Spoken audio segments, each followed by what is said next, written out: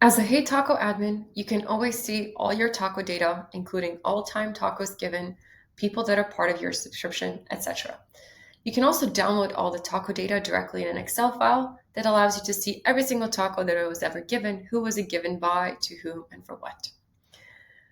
On the bonuses page, this is where you can give people a taco bonus that would affect their redeemable taco balance that they can use for rewards. You see Phoebe has a lot more tacos than she should have earned by receiving tacos.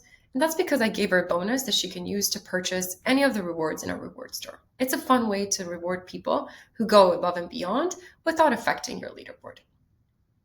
On the people page, you can see everyone who's part of your subscription and their total taco balances. You can also adjust their daily taco limit right here if you want managers or certain people to have more tacos than others. And you can also adjust people's role, making anyone an admin, as well as removing them. Fun thing is that you can have as many admins as you'd like. And then on the redemptions page is where you manage your rewards. As soon as someone redeems a reward, you will get notified from HeyTaco, and everything will be listed right here on this page. Another thing you can do with HeyTaco on a team level is select a team first. You can choose the default leaderboard time frame, which I always prefer something less than all time. All time makes it hard for new employees to feel like they can ever be on top of the leaderboard because certain people have already accumulated thousands of tacos.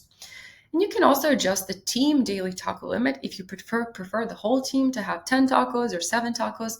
This is where you would do it. And last but not least, you can always reset all the tacos where you'd like your data to be completely erased and for the whole team to start with their taco giving and taco receiving from scratch.